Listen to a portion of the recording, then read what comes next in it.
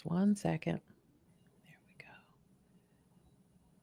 go. Okay, so Instagram. All right, here we go. Hi, everybody. This is Dr. Sonia McGowan with Covenant Pediatric Wellness Center. And, okay, well, little technical challenges, but we're all just fine. So, again, this is Dr. Sonia McGowan with Covenant Pediatric Wellness Center. And I'm so thrilled to be here today with one of my favorite people. This is Kendall Duncan. She's going to be with us today to talk about what she has learned about her kids and food dyes. So, Kendall, tell us more about you and your family. So I'm Kendall Duncan. My husband Derek and I live in Russellville.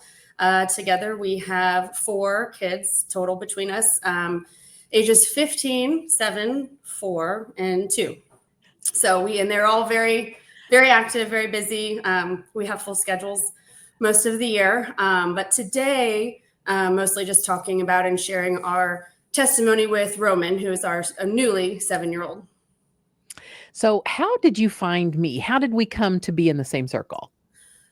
Really, I think it was on Facebook. I had some friends who were having some challenges with one of their kids, and they had put a post on Facebook asking for support, resources, anything anybody could offer to assist, who they could go to or see, and everyone was commenting and tagging Covenant, and I had never heard of them. I didn't even know they were in Jeff City. Had never been there, didn't know anything about them, but I was also kind of in the same boat, having some struggles at the time with he was 3 at the time. And so I was following kind of her journey and kind of asking, messaging her and asking what some of her struggles were that they were dealing with, just to see if it was similar to what we had going on. And then I ended up, calling and setting up the appointment. And I mean, it was easy as that. And we met and, I think we did a virtual appointment first maybe, and then came into the office and then kind of evaluated from there. And the rest is history. So with Roman, you had a couple of concerns when you came in initially. What was going on with him? So at the time I think we came in, it was later. I think he was maybe 5. I think by the time we actually came in to meet with you. But really we started seeing issues about 3. He had just had a new baby brother. So there was some dynamic changes in our family. I didn't know if that was really the issue at the time, but it kind of fed into some things. He, for lack of better words, like he was just deliberately defiant. He was full of energy all the time. He never tired. He was aggressive sometimes. I don't want to say a bully, but kind of mean to other kids. He didn't always want to share. He might hit people. And he just was wild. I mean, it was hard to take him places. He didn't listen. There were major meltdowns, and it was getting really exhausting. Like we had tried a lot of things, and nothing was really helping. And people kept saying, "Oh, this is just normal 3-year-old boy behavior. It's just, he's just a busy 3-year-old boy or 4-year-old boy." And I felt like that wasn't the case. It was more than that. There was something else going on. And even with being around other kids his age, getting together with friends, and it was on another level. And I don't think people really knew what was going on inside of our homes when they only saw us at birthday parties or out in public about, how bad it was some days. So I was really glad that we had found Covenant and gone and gotten the answers that we needed. So what did we find? What were the factors that were influencing him? So he had actually had a lot of things going on, more than I knew at the time. When we went into Covenant, we had the blood test done, and then we also had the urine test done. And then you had done several kind of just different tests and, things. I don't know if you have a special, word for those of what you call those, but he had some primitive reflexes that were very much getting in his way, I think. His eye tracking was horrible. He was unable to do that. He was very rigid in his movements. He had things that he did with his fingers where he almost like a nervous tick, but he didn't know he was doing it. And then I think was that about all we did, I think, initially. Uh-huh. And we found out, we also had an oral evaluation, and we found out that he had a tongue tie.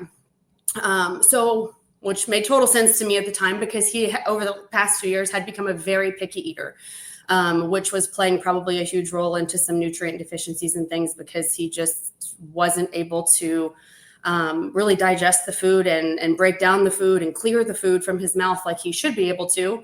And so he was just not eating those things that he couldn't chew properly and break down properly. And he was just avoiding them and just that he didn't like them. So once that was, I think, one of the first things out of the gate that we did was address the tongue tie. And I would say that he was, I think I texted you that day and said, we ate chicken like this week, like the week that he had his tongue tie. And he wasn't eating meat at all at that point, which was a huge victory in our eyes, that was just, a small step, but it was something. And so all that has really improved. His eating now is completely normal. He eats meat, he eats everything that we eat. And his dental appointments have been much better because he's able to clear the food and we're not having as many issues with cavities and things like that. So what led you to start questioning food additives and dyes? Well, partially because I knew that he was nutrient deficient. One, we had lots of things on our blood work that were concerning. And we had been, we'd had well appointments and well visits with our pediatrician, and he was passing his well visits, and it just didn't sit right with me that there was something wrong. And, this person's only seeing him once a year, not even when he's sick usually. And he's not well, we shouldn't be checking all the boxes on our well visit when we're not well.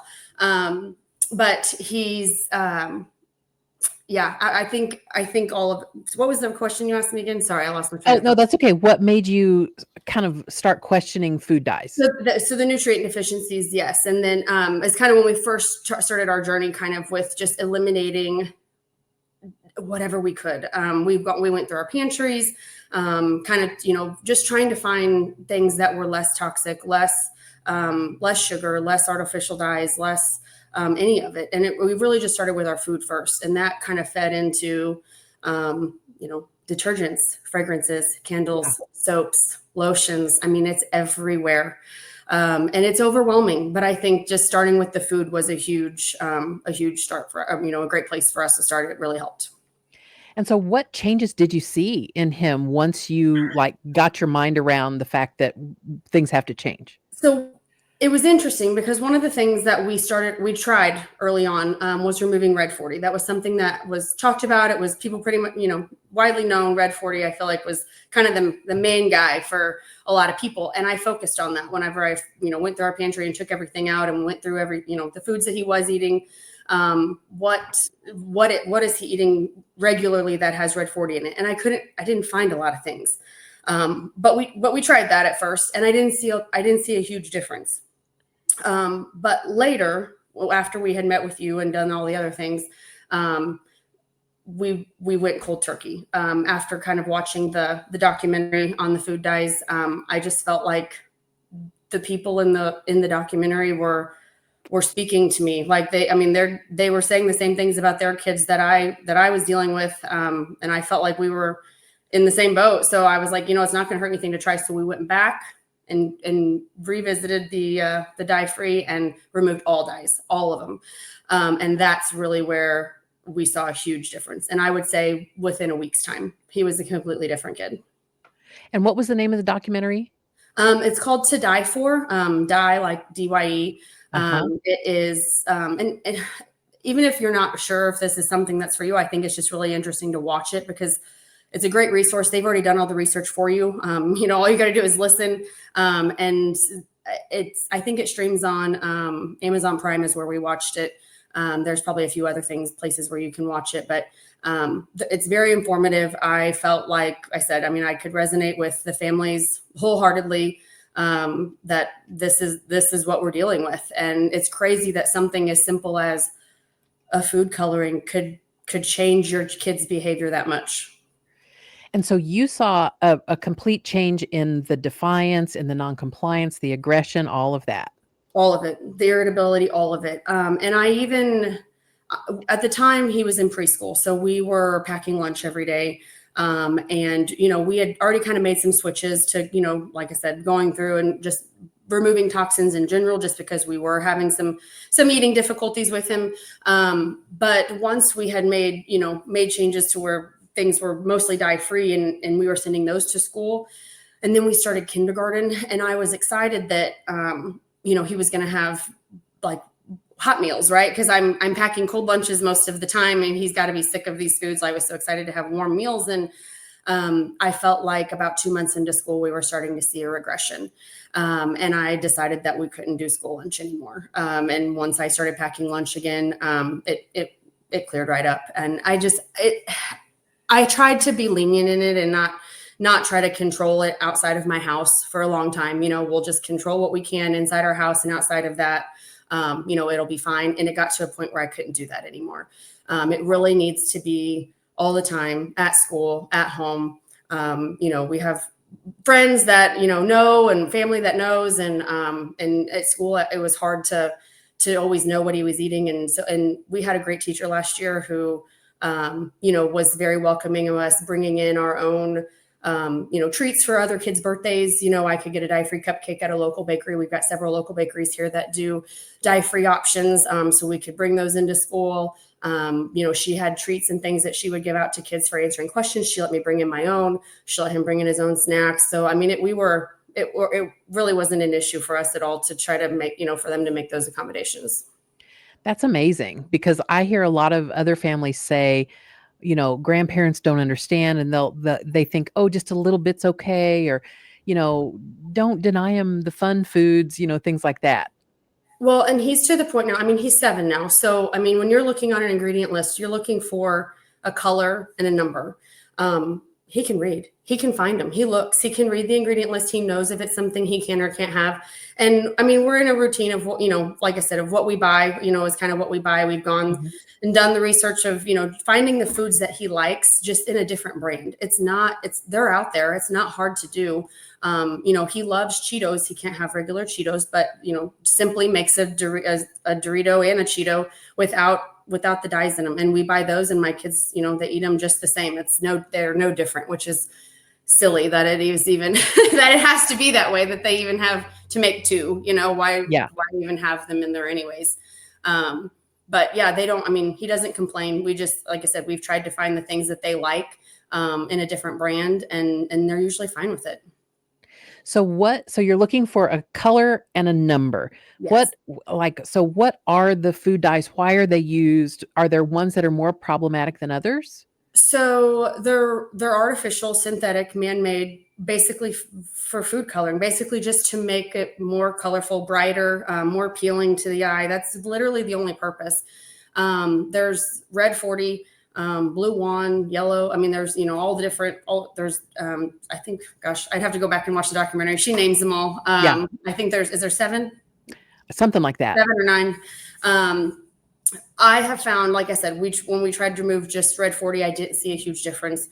When we revisited it, 6 months to a year later, and removed them all, is really when we noticed the difference. And I feel like for Roman, it's the yellow. The yellow is what seems to be he's more sensitive to, which makes total sense because he likes Cheetos, corn dogs. There's Gatorades, there's cereals, there's shampoo, even yellow. That just seems to be the one that bothers him the most. So you've cut dyes out of not just food, but your everything, personal care, house. As much as we can. I mean, just try as much as we can. And I'm, even detergent, you can buy, all free and clear. You can get the stuff without fragrance. You can get stuff. I mean, there's options out there. Mm-hmm. And I don't know necessarily if the shampoo and stuff affects him so much as the food does. But why not? Why not just get rid of it all if we can? Does he also struggle with like artificial scent, plugins, or things like that? I don't know for sure. I don't know. It's hard. It's a hard thing to pinpoint. And even with eating it, I can't always. I would say it's out of his system within 24 hours. I would say 24 to 48 hours. If he eats something and he is acting out, I can usually track it back to the day before, and it will be out of his system usually by the next day. When he was younger, I think it was harder to track because he was getting it so often. Yeah. And even when he started school, like if it was, getting a treat here and a treat here and a snack and a lunch and a popsicle and and then it Right. was hard to track it all. But now because it's so few and far between, I can usually Mhm. figure out where it came from. He doesn't complain about scents usually, so I don't know if that is something that bothers him. But we did switch all of that as well. We don't have the same fragrances and all of that we did before. Wow. So, what do you think? Like, do you think pediatricians are up to speed on this? No, unfortunately, no. I came to my pediatrician, and I loved my pediatrician. I had zero issues with him at the time, but I came to him several times with concerns about Roman and his behavior and the things that we were dealing with because we were exhausted. Yeah. It was a lot to take care of him, and there's a reason we waited 3 years to have another kid because he was hard. And I just kept getting met with, I needed to be more consistent in my discipline. That's what I was told more than once. Yeah. And we tried some of that. We tried timeouts and we tried, positive reinforcement. Like we had 2 jars of marble, a jar of marbles and an empty jar. And when you do something really good, we're going to move the marble over to this jar. And when we fill the jar, you get to go do, you pick some kind of adventure or some fun thing for the day, or go pick a toy out at Target or whatever. I mean, there was like a reward at the end. We tried all that, and it did help, I would say, some, if we could keep him focused. But he was so lit. I mean, he was 3, 4. It was hard to keep him focused for, enough to make it worth it. Like, for that many marbles or that, and we got to where we had to just, start taking marbles away. And we tried lots of things. And we even questioned, obviously ADHD was a concern. And whenever I brought that up to the pediatrician, and he kind of just had said that if it wasn't an issue at home and at school, because he wasn't having issues at school, he was holding it together at school all day long. And when he would come home to me, he would explode. Yeah. And he was angry. He was mad. He was, all the throw a fit. I mean, it was all the things. But I never had those reports at school. And so he said, there was no concerns for ADHD because it would need to be consistent. So there was no point in testing him for that. And so I'm like, okay, well then what is it? But we never talked about diet. We never talked about toxins. We never talked about, clean eating or, any of those things, anything that we could, do to try to get to the root of the problem. Frustrating, right? It was very frustrating.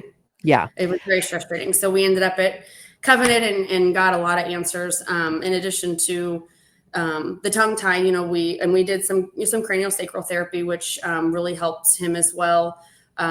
We found out, he had a broken collarbone at birth that we didn't know about till about 2 weeks. He was about 2 weeks old. And that can kind of do some, I didn't know this, but I learned this, can do some damage to your fascia and different things that, kind of tie into your nerves. And there's a nerve block or nerve back here in the back of the neck. And it's the vagus nerve, and it controls your fight or flight. And Roman was basically stuck in a fight or flight mode because of that. And he was running around like he was being chased by a bear in his mind. Like he could not hear you. He could not do it. He was running rampant all the time. Crazy, loud. I mean, all the things. And it makes total sense now that, why he was acting like that. But you couldn't, it was so hard to get him to calm down from that until he just fell asleep, because he eventually wore out, in that way. So that helped us a bunch too. And just kind of getting him regulated, which I think made it easier to, help transition the food stuff. And, he was, more understanding because he was a little bit older and more compliant. And now he's fine with it. He has no issues eating the things that we have here. And when we struggle, we're very busy. Our kids play sports, and there's concession stands and, all that kind of stuff. You're eating on the go, fast food, and we've just learned to either pack stuff to where we don't have to use the concession stands if we can't have those things, or, we have a few places where we know we can, get certain foods for them that won't have the dye in it that they can't have. And you just kind of adjust, you just pivot and make it work. So when you first really started digging into this, what were some of the biggest surprises that you found when you first started really looking at labels? Well, it's in everything. So it is overwhelming. It's hard to decide where to start because it's all over. And then you might find something or a product that you thought was, clean or non-toxic, dye-free, whatever journey you're on. And then, later maybe you found out it wasn't, or a big company bought out a small company and now you question whether they're going to change their ingredients or not. Also, marshmallows have blue dye. Like, that's crazy to me. I don't know why they have that. Yeah. But that was definitely not one that I suspected and messed up on more than once before we figured that out. So yeah, it's always changing. You're always learning. Yeah. I learned that similar to marshmallows, that white bakery icing also has blue dye in it to make it brighter white. Yeah. Yeah. So like I said, there's more than one local bakery, in the surrounding areas, and we've gotten cakes and cookies and different things for birthdays and school and cupcakes, whatever. And they've been awesome. So, and he hasn't complained about. I mean, most people can't tell the difference when I bring those. So, yeah, that's nice that we have that. Do you have any go-to brands that you feel are, as a general rule, pretty safe? So I mentioned the Simply. We use Simply a lot. There's for the Doritos and the Cheetos and the, just the individual bags, where they come in big bags too. But just for the convenience factor, being able to take them with you is great. My kids eat a lot of fruit, so we travel with fruit a lot because they just like fruit. I would say Aldi is a huge help, just because all of the Aldi brands, not everything they carry, but the specific Aldi brands are dye-free. So that's kind of where I started making my changes and doing substitutions, because I knew that I could go there, and as long as it, had the Aldi circle on the back of it, that I knew it was an Aldi brand and it was safe, and I didn't have to question it or, spend hours looking at the ingredients. I also mostly online shop. So, and you can read labels and do all that when you shop online as well. So you're not spending hours in the store. But really, I had one big, one night I sat down, I spent hours, but I really just went through everything we normally bought from Walmart or wherever. And just, I used, I don't know if I mentioned this, but I used the Yuka app for a little while, just to kind of help narrow things down for me. Like, you can scan your foods and it will give you a rating of whether it's good or bad. Now you have to use some discretion with that, depending on kind of what you're considering good or bad. But I was mostly focusing on dyes. But it gives you suggestions. If you scan something, it says this is a 30 out of 100. But here's some other recommendations that are better than that. So I could try to switch and find things at other stores under different brands that maybe I wouldn't have, because we were just so used to buying the same stuff all the time. So that kind of helped initially, just to get familiar with things. I don't necessarily use it so much anymore, just because we kind of found the things that we like. But that was the name of that app? Yuka? Yuka. It's Uyka.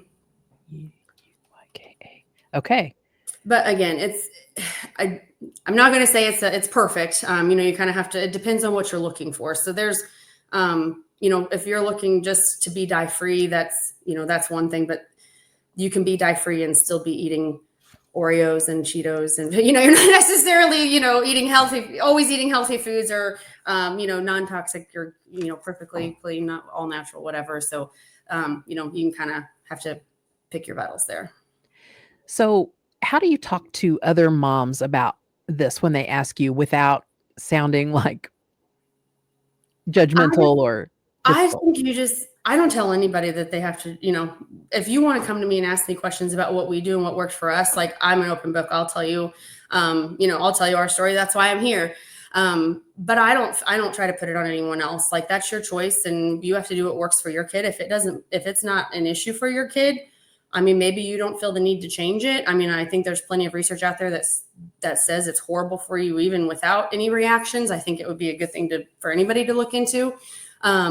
But I'll talk to anybody and answer questions if they have them. But I don't try to tell anybody how to do it, what to do. And we're not perfect by any means. We try to do 80-20, we don't eat perfect all 100% of the time. We've been very lax even this summer with schedules changing, and, Grumman did some camps, and I wasn't always in control of what they had for snack and all that. And I could tell, there was days that I could tell, but we 80-20, we did our best. And it's It's not perfect all the time. Yeah. Have you gotten any pushback at all from friends, family, teachers, doctors, anything like that? I wouldn't necessarily say I get pushback. I don't think anybody disagrees with our choices or thinks that what we're doing is silly. But like I said, it's not that everybody is on the same journey as us. They may not make the same food choices or have the same habits or lifestyles that we have, and that's okay. But I just all I ask for is that they just are considerate of what we're trying to do for our kids. Like Mhm. you don't have to eat that way, but if you just don't offer my kids something that they can't have, or that I have to then put me in a position to tell them they can't have it or give it to them when I'm not around, because they don't have to deal with it later, and they don't know what it's like, behind closed doors when he, has 24 hours of, irritability and anger and aggression. And, that it's just easier just to not have to deal with it. Do you think this has helped your other kids too? Did they have any similar symptoms? So I haven't noticed anything in the other two yet, but I would say that they're eating most of the same stuff that Mhm. we're eating at this point. That's mostly dye-free anyways. Now my other son did end up having a tongue tie as well, so because we started to see some of those same early issues with the picky eating, the reflux, we were going down the same road, and so we had him evaluated as well, and he also had a tongue release, but he was about 2 years earlier than Roman with all of these things because we had been down the path before and we knew what things to look for. But I don't think I haven't noticed that they have as much of a reaction, if any, but that could change. Yeah. So if we've got someone in our audience right now who are saying, "Man, I know I need to make this change," what advice would you give them on, learning about this, getting started, when they feel kind of overwhelmed? I would say first just to watch the documentary. I think that it gives so much information, so much research, and they lay it all out really nicely. They give testimonies. There's multiple people involved. That's really where it was eye opening for me. And my husband sat down on the couch and watched it with me, and we were like, "We've got to do this. Like we've just got to do this." And I think like I said, going to Aldi really helped just in the early stages of just trying to figure it all out. I went through my pantry, I opened everything up, I read all the labels, and if it had a color and a dye, I threw it away. Yeah. And maybe not everybody can afford to do that and just pitch everything you have and start over. But if you can do a little bit at a time or something that your kids eat often, just make one switch. Pick one thing at a time, and make that switch, and just until you can get it all, get most of the things out. And I think that you'll see a big difference. And so if they could just do one thing to get started, you would say, watch the documentary and look through your pantry and just Yeah, pretty do it. much. I mean, that's pretty much where we started. And I think and there's a lot of, most things have, a huge ingredient list and, on the label, but you're really just looking for the color and the number. Some will have several, some will only have one color. And if you just want to start with red, that's, like I said, we tried that at first, just to try to make it more simple, but that ended up not really working for us. We really Mhm. had to do all of it. Would you say red dye 40 is probably the biggest culprit for most kids?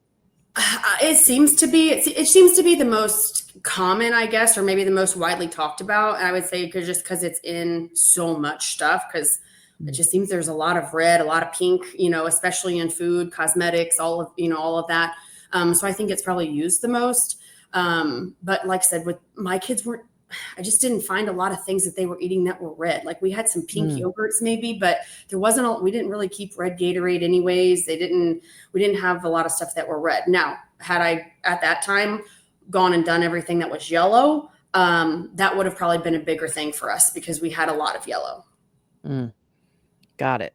So tell us about Roman now. He's getting ready to go into first grade. Getting ready to go into first grade, and he is thriving. He likes school. He has so many friends. He is playing football and basketball and baseball and soccer, and he loves it all. And he's good at them all, which is hard, but also awesome. And he's on board with it. Like he knows. whenever we very first started, I reached out to the teacher and told her that we were going to make the switch to going dye free, and just to let me know what she needed from me. If I needed to contact, the school about lunches or whatever, just to get it started. And she said, well, Roman has already gone down to school, go down to the cafeteria for breakfast today, and he got a Pop-Tart and a chocolate milk. And I was like, oh, we talked about this. Like, we ate breakfast this morning. We weren't going to eat breakfast at school, but it's okay. It's all right. We can try again tomorrow. Not a big deal. So I pick him up from school, and I'm like, remember whenever how we ate breakfast at home this morning, and we weren't going to eat breakfast at school? And he was like, yeah, but I was still hungry. And I'm like, okay, but what did you choose to eat? And he said, I got a chocolate milk and a Pop-Tart. And I said, right. So there was probably dye in those things. He said, no, there wasn't, Mom. It was a chocolate Pop-Tart. Like, and I hadn't even really thought that through.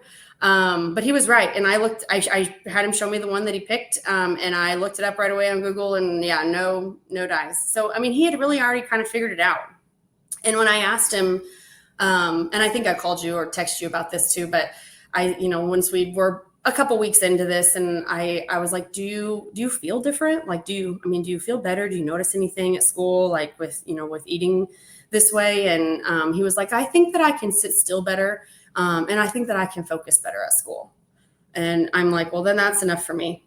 That's enough for me to say that, we're doing the right thing.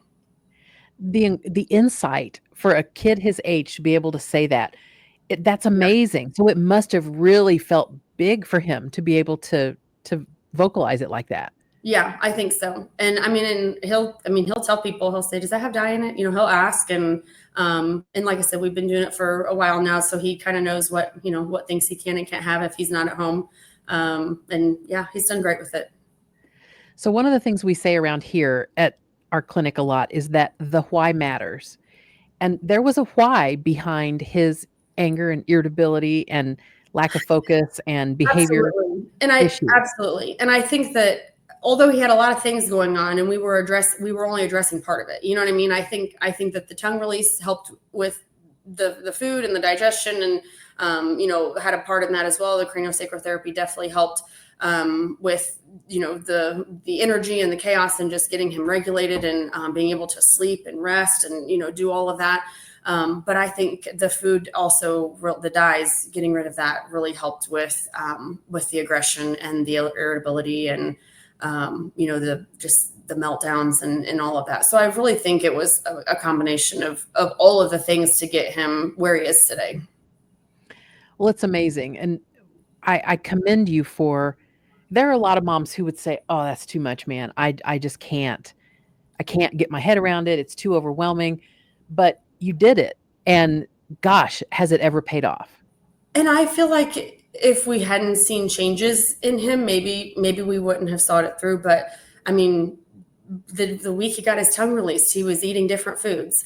We were going to have, there were times in our craniosacral appointments, there was like a moment in time where he would literally change. Like he'd be bouncing off the walls, and Jackie'd be, calm down. We're okay. Come lay up here on my table. We're going to work some more.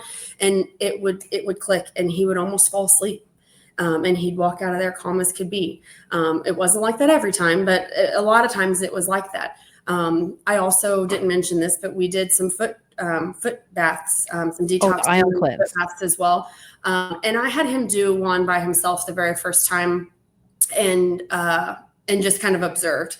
And then after that, I was curious, because I thought, okay, well, what does his look like compared to mine, right? Because we should be eating most of the same stuff. We're exposed to most of the same environmental, toxins and different things. So the next time I did one with him, side by side, and his was completely different than mine. I mean, it was darker, it was foamier, it was green, it was all the colors. And mine wasn't nearly like that. So I think it also helped that we were seeing results along the way. That's amazing. We say to parents a lot, complex kids are tough. Like, it's not easy to parent them, but you have to choose your hard. Yes. And so it's hard living with troubling behaviors. It's hard eliminating food dyes. It's hard to change what you eat. It's hard to have food allergies, but choose your hard now, do the work now, so that the rest of life is not so hard for you or for him. Well, and So, we have other kids, so I mean, we couldn't really. I mean, we had to choose our heart. Like we couldn't just have him. It was affecting other members of our household, so we couldn't just let it be the way that it was. We needed to figure out what was going on with him and get him in a good place. well, I tell you knocked it out of the park, and Mm. I Well, mean, thank you, it's but inspiring.